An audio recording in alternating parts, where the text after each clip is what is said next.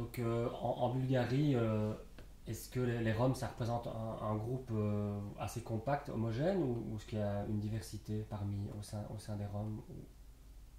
Oui, il y a une grande diversité, non seulement en Bulgarie, mais en général. La communauté rome est caractérisée par une grande diversité au niveau des religions, au niveau de traditions aussi. Dans la ville où je suis née et j'ai passé la plupart de ma vie, il y a quatre différents groupes roms. Dans les quartiers roms, il y a 20 000 personnes, mais ils appartiennent à quatre différents groupes. Nous parlons des différents dialectes de la langue romanesque et un des groupes ne parle pas du tout romanesque. Ils sont appelés millet. Et ce sont des Roms turcophones, ce sont des Roms qui ont été convertis pendant l'époque de l'Empire ottoman. Ils sont convertis à l'islam et ils se considèrent comme des Turcs. Et ils ont arrêté de parler la langue romanesque. Ils utilisent uniquement le turc lorsqu'ils sont dans le quartier. Hors du quartier, ils parlent bulgare. Mhm. Au niveau des religions, il y a en fait la plupart des Roms sont orthodoxes en Bulgarie. Les Roms turcophones notamment, ils sont musulmans, mais il faut noter que l'islam dans les Balkans est déjà modéré. Donc les Roms musulmans ne sont pas pratiquants pour la plupart. Ce sont des gens qui ont adopté la culture turque, les fêtes turques, mais ne pratiquent pas la religion. D'accord. Et il y a aussi un bon nombre des membres de la communauté rome qui sont convertis au protestantisme pendant les dernières 20 ans. Ouais. Donc ça, c'est le pentecôtisme, des choses comme ça. Oui, les églises évangéliques sont représentées, les églises baptistes. En gros, la branche de christianisme qui est appelée protestantisme est Ouais. bien présente D'accord. parmi la communauté rome en Bulgarie. Ouais. Ok. Et donc la ville d'où tu viens, toi, c'est... C'est Sliven. Il y a trois quartiers roms là-bas. Le troisième, normalement, n'est pas considéré comme un quartier rome parce que ce sont des roms qui sont issus d'une classe, plutôt d'une couche sociale plus élevée. Ils sont intégrés depuis des générations. Ils sont très bien débrouillés dans la vie. Ils sont réussis, plus même que les Bulgares. Et les gens ont tendance à dire que ce n'est pas un quartier rome, mais en effet, ce l'est parce que les habitants de ces quartiers sont bien d'origine rome, même s'ils sont différents des roms des bidonvilles. Mhm. Ensuite, dans la Mais donc ville... il y a des couches sociales comme Oui, partout, donc bien des sûr, classes bien sociales. sûr, Donc bien tu sûr. disais tout à l'heure, tu étais de la classe moyenne. Donc Exactement. voilà, c'est un peu comme tout le monde, quoi. Il y a des plus pauvres, Oui, oui, oui, c'est un peuple. il y a des gens, des indépendants qui ont réussi à travers un travail d'indépendant. Il y a des gens qui travaillent dans des administrations peut-être. Il y a des gens qui travaillent dans des associations. Donc Oui, il y a aussi cette diversité sociale, quoi. oui, exactement. Exactement. Les Roms se caractérisent non seulement d'une diversité qui concerne les groupes, les langues, la confession et tout, mais aussi par des couches sociales. Lorsqu'on parle des Roms, on a la tendance d'évoquer tout de suite les familles marginalisées des bidonvilles Mhm. et des endroits plutôt les plus pauvres des bidonvilles. Mais c'est loin d'être ça. Dans la communauté rome, il y a des gens qui ont réussi bien, qui ont fait des études universitaires. Il y a des juristes, des médecins, des enseignants. Peut-être plusieurs couches sociales sont représentées, comme dans chaque peuple, Mhm. dans chaque société. Il y a des pauvres, mais il y a aussi des riches, il y a des éduqués, il y a le milieu aisé, et il y a aussi le milieu marginalisé, malheureusement. Et donc si souvent on associe les Roms à la pauvreté, à la marginalité, ça vient c'est dû à quoi ça? Le fait que dans la tête des non-Roms, un peu partout en Europe, notamment ici en Belgique. Ben, je vais plutôt donner mon opinion sur ça, mon opinion personnelle. Moi, je pense que ça vient en partie du fait que ce sont des familles vraiment marginalisées, très pauvres. Et c'est une pauvreté qui fait peur, qui choque beaucoup les gens. On ne peut pas voir partout ça. et tout le temps. Donc c'est choquant, ça surprit beaucoup les gens. C'est pour ça qu'on se concentre sur ce fait. Il y a vraiment des familles roms qui habitent dans des baraques faites en sac plastique, si vous voulez, dans les petits villages qui dorment dans la rue. Et ça choque beaucoup les gens. C'est pour ça qu'on se concentre et on essaie chaque fois de retenir l'attention des politiciens, des gens qui créent les programmes aussi de l'inclusion sociale des Roms, de retenir leur attention sur ce problème.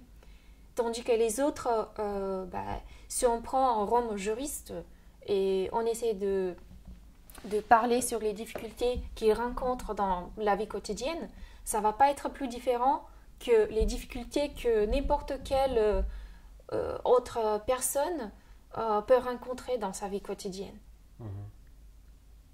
Et, et donc ce que tu dis, c'est un peu une responsabilité des médias, je pense. C'est ça? Oui, je pense, oui. Ça passe par les médias? Ça passe aussi par les médias. Les médias jouent un rôle très important dans la diffusion de l'image des Roms. On se concentre beaucoup sur les bidonvilles, sur la pauvreté, mais même dans les bidonvilles, il y a une diversité. Il y a les Roms qui habitent dans des baraques, mais il y a aussi des Roms qui habitent dans des maisons de 400 mètres carrés. Et ce n'est pas une maison qui est faite par des activités illégales, mais c'est parce que les gens ont travaillé beaucoup, ils ont fait des heures supplémentaires, ils avaient aussi des terres à cultiver, c'est-à-dire ils ont travaillé très dur et beaucoup pendant des longues années, et ils ont réussi à construire eux-mêmes leur maison. Et donc, alors si je comprends bien, ce que tu appelles bidonville, c'est un quartier Rome? C'est le quartier Rome, oui. En fait, on a des différentes... Les gens construisent leur maison eux-mêmes, c'est ça que tu veux dire, bidonville. Ils construisent eux-mêmes leur maison. Il y a en fait deux appellations de bidonville. Pour moi, le bidonville, avec le concept français, c'est l'endroit le plus pauvre d'une petite partie de la ville. Un endroit très pauvre où les Roms s'installent, surtout les Roms migrants s'installent et construisent des baraques parce qu'ils n'ont pas le moyen de louer des maisons correctes. Ensuite, les bidonvilles dans l'Europe de l'Est, c'est plutôt des quartiers roms, des quartiers ségrégés. Et dans ces quartiers déjà en Europe de l'Est, on trouve notamment cette diversité. Il y a des Roms du milieu aisé, mais qui ont décidé de rester vivre avec les autres Roms dans le quartier Rom. Mais il y a aussi les familles pauvres. Et cette pauvreté ne vient pas du fait que c'est la tradition qui l'impose, mais ça vient du fait que les Roms ont perdu leur travail dans les années 90 suite à la chute du communisme. Il y avait des bouleversements économiques et politiques qui se sont passés en Bulgarie notamment. Et cela a donné comme conséquence la perte d'emploi. Et imaginez-vous, si les gens restent 20 ans sans emploi, bien sûr, ils vont perdre leur maison, leur voiture, leurs biens immobiliers, ils vont perdre tout. D'accord. Alors, tu habites en France depuis plusieurs années. Quelle est ton analyse de la façon dont sont traités les migrants roms venus de Bulgarie et de Roumanie? Ok. Ils sont traités avec une fermeté. Si je dois résumer la situation, c'est avec un seul mot, fermeté. Envers les Roms migrants. Les médias sont bien déployés pour diffuser notamment cette image des Roms pauvres, des Roms sans diplôme, des Roms peu qualifiés, je veux dire sans formation professionnelle, sans compétences. Et surtout, il y a quand même un focus important sur les bidonvilles. Exactement. Chaque fois, lorsqu'on fait des analyses, on fait des diagnostics, on fait des films, c'est surtout sur les bidonvilles, sur des gens les plus pauvres, les plus marginalisés. Et ils font beaucoup d'efforts de s'intégrer dans la société en France, sauf que ce n'est pas évident parce que partout, nous rencontrons cette fermeté. Le fait que nous sommes Roms, ça ça nous empêche beaucoup lorsqu'on dépose des dossiers pour demander quelque chose à l'administration. Ça joue beaucoup. Mhm. Depuis 2006 en France, parallèlement à la politique d'expulsion des bidonvilles, quelques municipalités appliquent à certaines familles roms un système de logement qui s'appelle les villages d'insertion, ou plus récemment les MOUS, ce qui veut dire maîtrise d'œuvres urbaines et sociales, qui sont des lieux clos sous surveillance permanente, où elles vivent dans des chalets et bénéficient d'un certain suivi social pour s'intégrer. Quel regard, et donc il y en a notamment en banlieue parisienne, du côté de Montreuil, il y en a plusieurs. Quel regard poses-tu sur cette initiative et est-ce que ça aide les personnes et qu'est-ce qui arrive aux familles qui n'en bénéficient pas de ces villages d'insertion là? D'un côté, c'est bien parce que les Roms qui sont installés dans les villages d'insertion, ils bénéficient quand même d'un logement. Une fois qu'on a un logement en France, on a une domiciliation et cette domiciliation ouvre les portes vers l'accès aux droits communs. Donc, ils peuvent postuler pour trouver un emploi. Ensuite, ils peuvent même trouver des logements eux-mêmes et sortir des villages d'insertion. De l'autre côté, comme tu dis, ces villages d'insertion sont bien surveillés et il y a des conditions spécifiques pour l'usage de ces logements. C'est-à-dire, on ne peut pas recevoir des gens à la maison. Je pense que c'est limitant quand même parce que même si on a un logement, on ne se sent pas très bien comme on est chez soi. On ne peut pas inviter des gens de la famille qui ne sont pas hébergés dans le village d'insertion.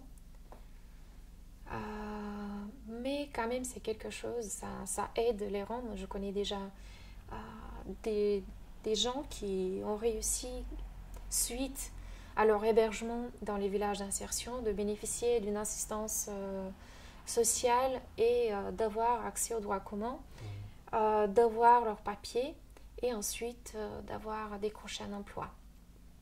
Alors pour les autres, parce qu'en fait c'est pour les très autres, sélectif, oui, c'est-à-dire c'est que vrai.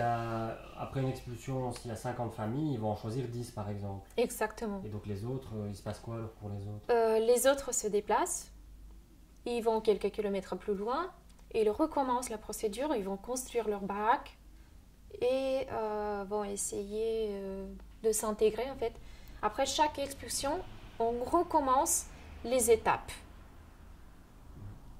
Avec la scolarisation des enfants, avec la domiciliation, avec la recherche d'emploi, avec tout. Et les expulsions empêchent beaucoup la scolarisation des enfants, ce qui est une des conditions pour être hébergé dans les villages d'insertion. Et est-ce que, parce que justement, comme tu es quand même un peu au fait des programmes européens, est-ce qu'il n'y a pas des programmes européens qui touchent peut-être indirectement à la scolarité, à l'emploi, à la formation, dont pourraient bénéficier ces migrants précaires, les familles roms? Est-ce qu'il y en a qu'on peut activer en France? Normalement, il y en a, mais ce ne sont pas des programmes à l'égard notamment des Roms. Ce sont des programmes à l'égard des groupes vulnérables. C'est ça. Exactement, c'est trop général et... mais on pourrait les appliquer en France. Oui, bien sûr, on peut les appliquer. Je connais que la France a signé la stratégie de l'inclusion sociale en 2011. L'inclusion sociale des Roms, je veux dire, mais si elle est appliquée ou pas, c'est une autre question. D'accord. Dans ta vie sociale, est-ce que tu fais l'expérience du racisme ou de la discrimination? Et si oui, comment est-ce que tu y fais face? Oui, je fais objet du racisme et de la discrimination pratiquement tous les jours. Même si les gens ne savent pas que je suis Rome. Déjà, j'habite en France dans un quartier bourgeois et la couleur de la peau, c'est très gênant dans ce quartier. Ce sont des Français du milieu aisé et pour eux, une femme de couleur, c'est une femme de ménage ou c'est une femme qui va garder les enfants. Et chaque fois par exemple, quand je fais mes courses dans le quartier, au marché, des fois, il y a des vendeurs plutôt, qui font semblant de ne pas me voir et de ne pas m'entendre. Parce qu'il y a d'autres personnes, notamment des Français de ce quartier, qui sont gênés par la présence d'une personne de couleur. Et vous voyez, dans ce cas, ils ne savent même pas que je suis rom, mais je suis discriminée. Je suis privée du droit, mais il ne s'agit même pas des droits, il s'agit des besoins vitaux pour acheter la nourriture et pouvoir se nourrir. Avec les Roms, il y a aussi toujours du racisme. Je connais pas mal de cas. Il y a des Roms qui s'adressent à moi pour acheter leur pain. Parce qu'une fois qu'ils vont au supermarché ou à la boulangerie, ils sont chassés immédiatement par l'agent de sécurité. Et dans ce cas, ils ne peuvent pas acheter leur nourriture et manger. Concrètement, quand ils veulent rentrer dans le magasin, l'agent de sécurité, il les reconnaît. Il les reconnaît. Oui, voilà. Il reconnaît les Roms qui sont issus des bidonvilles. Ouais. Moi, ils ne peuvent pas me reconnaître. Parce que pour eux, je suis différente de l'image connue des Roms. Ils ne peuvent pas me reconnaître, mais quand même, j'ai de la couleur. Et ça, c'est gênant pour eux. D'accord. La Bulgarie est entrée dans l'Union européenne depuis 2007. Qu'est-ce qui t'a poussé à venir en France et en Belgique ? Je suis venue en Belgique parce que j'ai eu l'opportunité de faire le stage à la Commission européenne. Je suis restée 5 mois à la période de mon stage. Ensuite, je suis repartie chez moi. Vu la situation en Bulgarie et en général la situation des Roms en Europe, nous avons besoin des gens, des militants d'origine rome qui peuvent participer activement à la création des politiques et les programmes destinés à favoriser la situation de la communauté rome. Donc cela m'a motivé beaucoup de faire des études dans un autre domaine, des études en relations internationales, j'ai déjà expliqué pourquoi, et notamment des études avec la langue romanesque.